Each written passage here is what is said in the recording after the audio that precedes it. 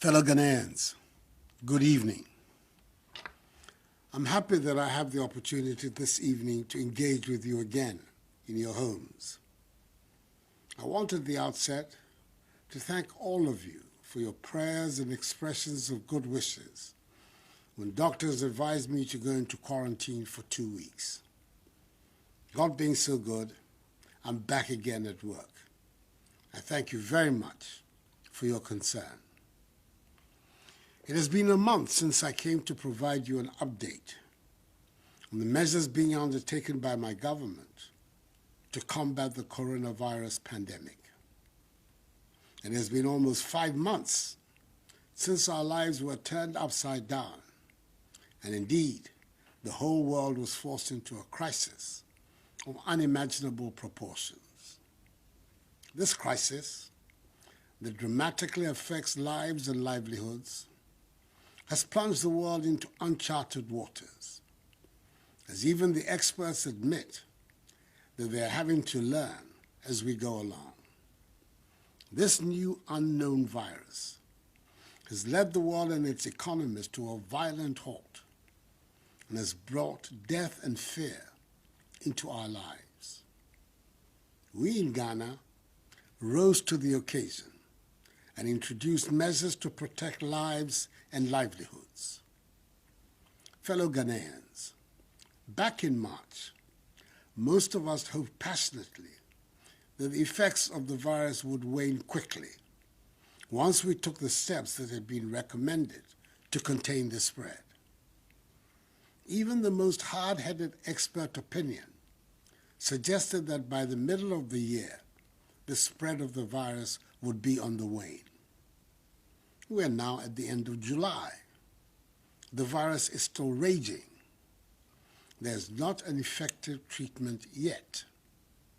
As time goes on, we, and indeed the world, have come to understand that COVID-19 is not a problem which will go away on its own. Ultimately, salvation will come with an effective and accessible treatment. We hope and pray that this will happen tomorrow, but it may very well happen in a couple of months, in a couple of years, or it may take even longer. Until then, we have to learn to adapt to the conditions. It is not normal that we have to wear masks, but now we have to. It is not normal that we cannot shake hands with each other, and it is certainly not normal that we cannot hug our family members and loved ones. But that is our current reality. Until treatment is found, COVID-19 will remain a part of our lives. But life cannot be put on hold indefinitely, and Ghana cannot remain in a never-ending crisis management situation. That is why we've been putting measures in place to restore gradually some normalcy in our social and economic lives as we learn to cope with the reality of the virus.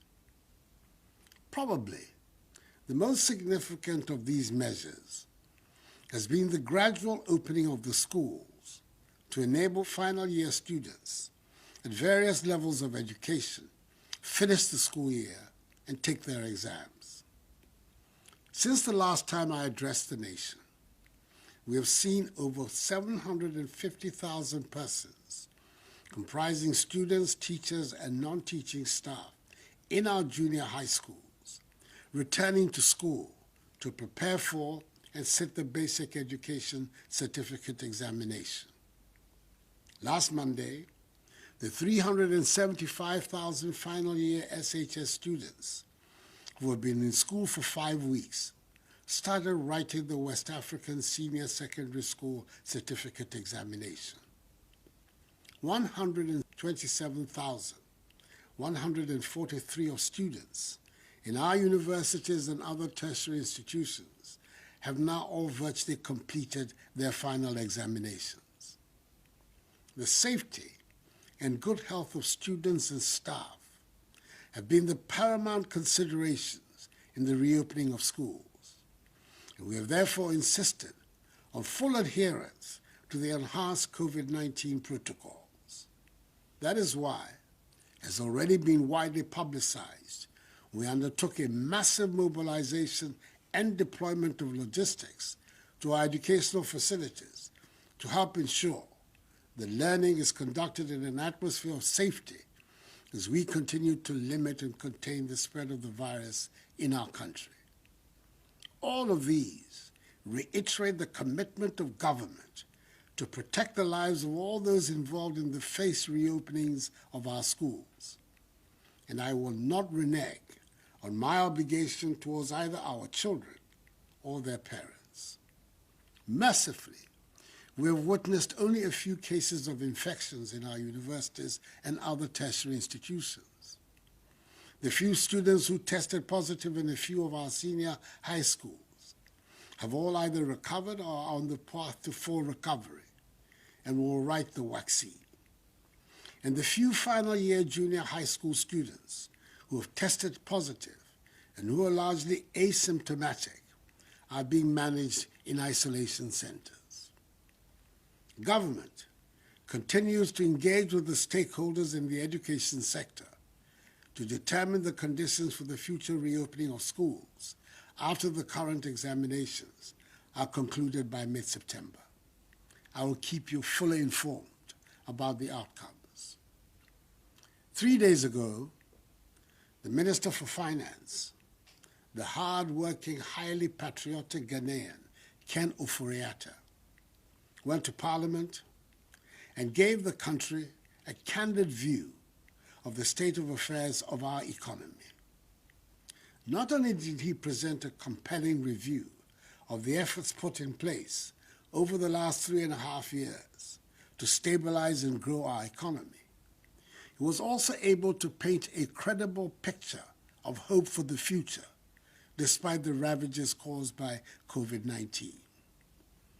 It is reassuring to see working in real life the bold decision to implement a relief, resilience, and recovery plan with the overarching aim of providing relief to the ordinary Ghanaian and being able to find more resources to strengthen the productive sectors of the economy to ensure sustained economic activity.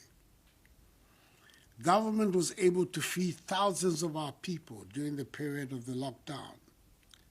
From April to June, government gave additional allowance to our healthcare workers, ensured free access to water for all households across the country, fully absorbed electricity bills for 1 million active Lifeline customers, and granted a 50% subsidy on electricity bills of all other customers, using the March 2020 bill as the benchmark. Through the Coronavirus Alleviation Program Business Support Scheme, 600 million cedis is being disbursed to support micro, small, and medium-scale enterprises which have been affected by the economic downturn caused by the pandemic. It bears repeating that some of these incentive packages have been extended for the next 3 months. In my 13th update to the nation, I announced the extension of incentive packages for health workers by another 3 months, i.e. July, August, and September.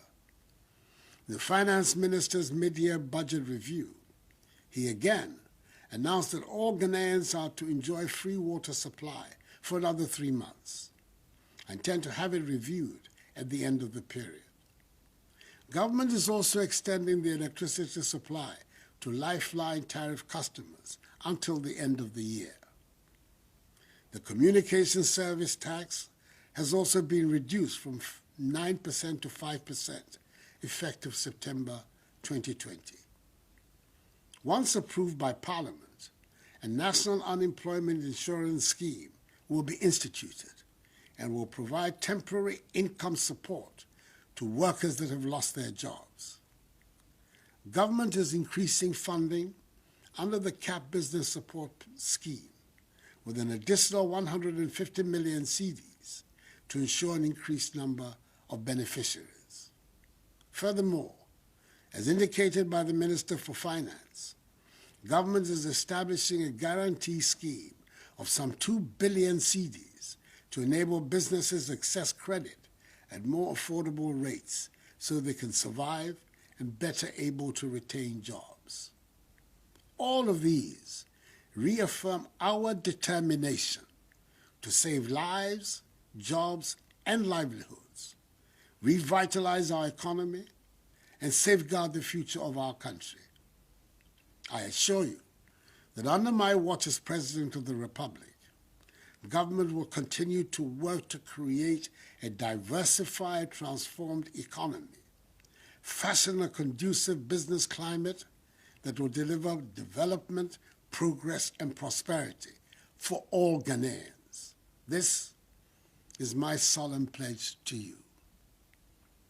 Fellow Ghanaians, we are in the 5th month of the outbreak of COVID-19 on our shores.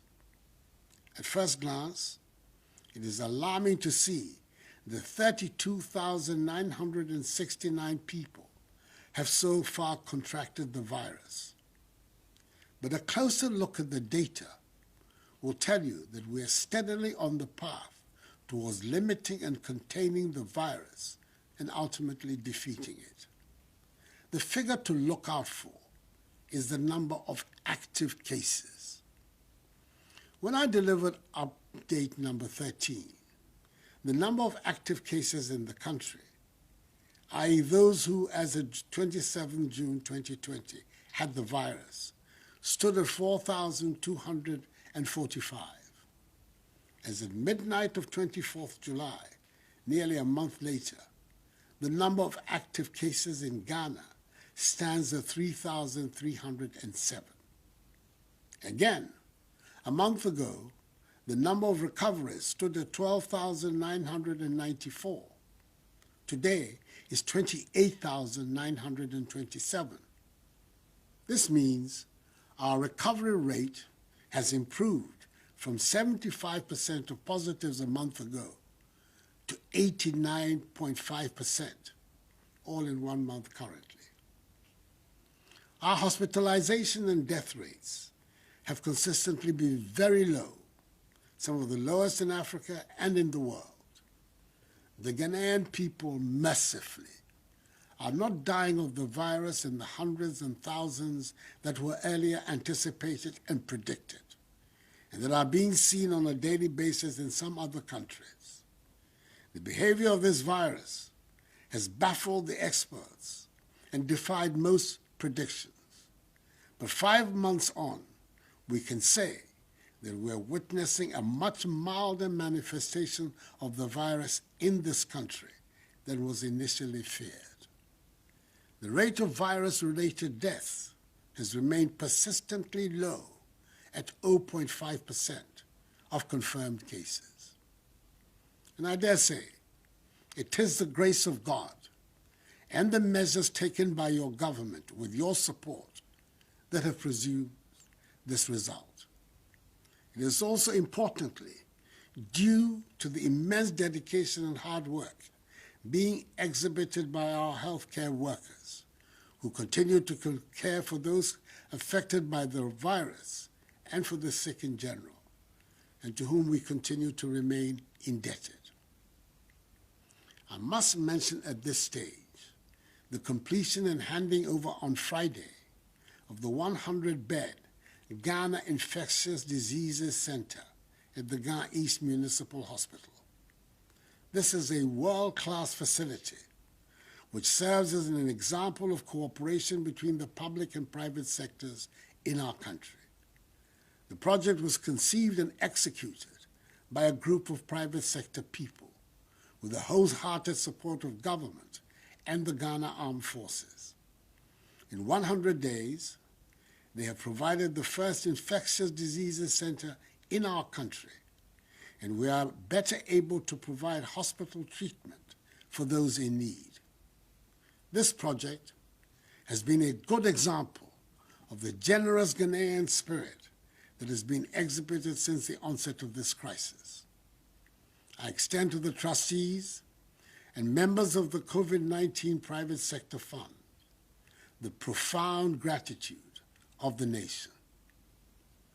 It is the reality of the progress of the virus in our country, the measures that we have taken to cope better, and the regular consultations with relevant stakeholders that informed government's decision over a month ago to embark on a strategic, controlled, progressive, safe easing of restrictions to get our lives and economy back to normal. After further extensive consultations, government has taken the decision to embark upon the implementation of Phase 2 of the easing of restrictions in the following sectors of our national life. Our churches and mosques have been open for prayers and services for the past 7 weeks, adhering to 25% occupancy or up to 100 congregants over a time duration of up to 1 hour per service. I extend my deepest appreciation to our religious leaders for their strict adherence to the safety protocols, which have prevented any known outbreaks since they restarted their services. I've sorely missed going to church, as I'm sure many others have. I'm therefore very happy to announce that in consultation with our church leaders, from 1st August 2020, the restrictions on the number of congregants worshipping at a time in church will be lifted, with the length of worship extended from 1 to 2 hours per service. Church leaders who are desirous of implementing this enhanced easing directive must ensure that congregants wear face masks at all times, and the 1 meter social distancing rule is scrupulously applied.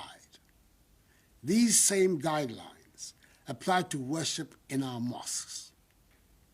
With greater number of congregants likely to return for worship, I would respectfully ask the religious leaders to pay even greater attention to the fresh air ventilation of their premises, rather than relying on the use of air conditioners. In consultation with the Ghana Tourism Authority and the health experts, I'm announcing the reopening of our nation's tourist sites and attractions so they can begin to receive visitors. Open-air drinking spots can now function. The management of these facilities are tasked to enforce enhanced hygiene and social distancing protocols. Beaches, pubs, cinemas, and nightclubs, however, remain closed until further notice. Our female under-20 and under-17 national football teams have been given the clearance to go into their respective training camps to begin preparations towards their FIFA and CAF sanctioned international matches which begin in September. Whilst in training, the playing, technical, and management teams must observe strictly all the protocols issued by government, CAF, and FIFA against COVID-19. All other team and contact sports and competitive sporting events remain suspended till further notice.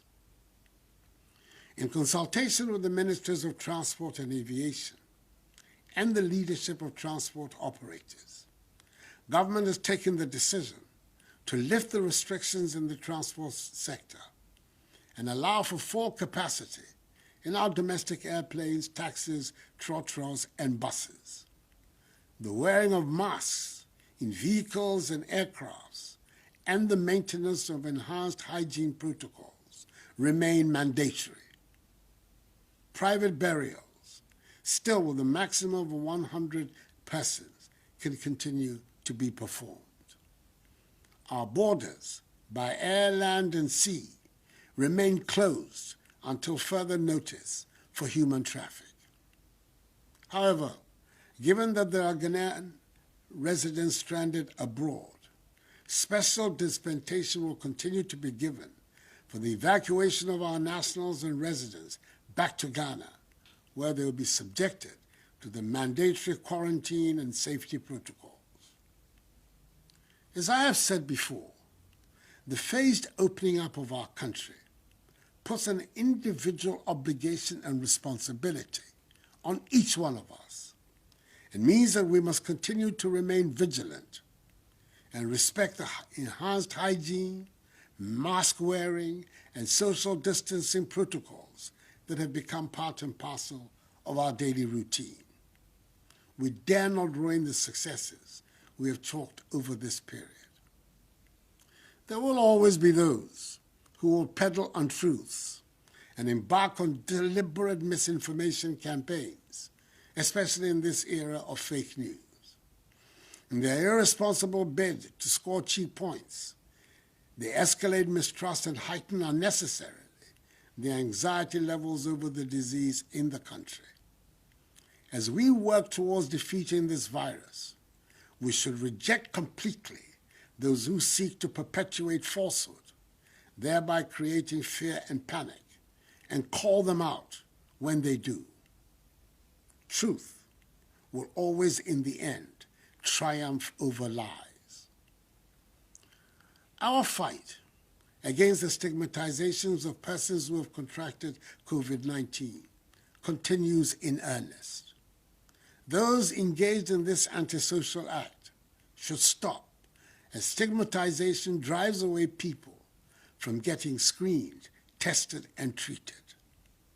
The virus is no respecter of persons, and the overwhelming majority of persons who have tested positive recover, indeed have recovered, and are living perfectly normal lives and pose no danger to anyone. These changes I have announced transition us into a new phase of our COVID-19 fight, in which we teach ourselves how to live responsibly with coronavirus. We do not expect to go back to the way things were 5 months ago, but we should create a new normal where we're constantly figuring out how to go to work, keep our businesses and places of worship open, send our children to school, and all the time keeping safe, containing the spread of the disease, and acting swiftly where and whenever hotspots appear. This is the new second phase we're entering today. Responsible behavior, continuing state support, and living in grace. This government is resolved and determined in this second phase to help Ghanaians fully return to their daily routines, whether it be going to work, going to school, going to a funeral, or going to worship, all the while taking full precautionary measures to protect ourselves and our families from the virus.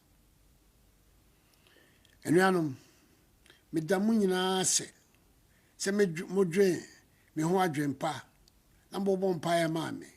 Emra Dr. Fokan say, me said them na otwe mienu. Nyankopɔn adɔ aroma, bɔne biara nka me. Nti ndaseɛ na mede ma mu nyinaa. Anyame me, minda nya fe hyiake.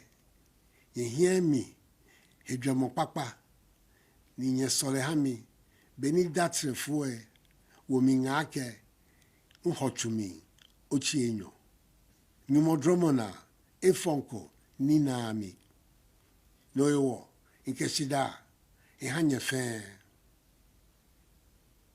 Fellow Ghanaians, I have never wavered in my deeply held conviction that if each one of us embraces the safety protocols and we continue to put our faith in the Almighty, we will emerge strongly from this crisis. This too shall pass, for the battle is the Lord's. May God bless us all in our homeland Ghana and make her great and strong. I thank you for your attention and good night.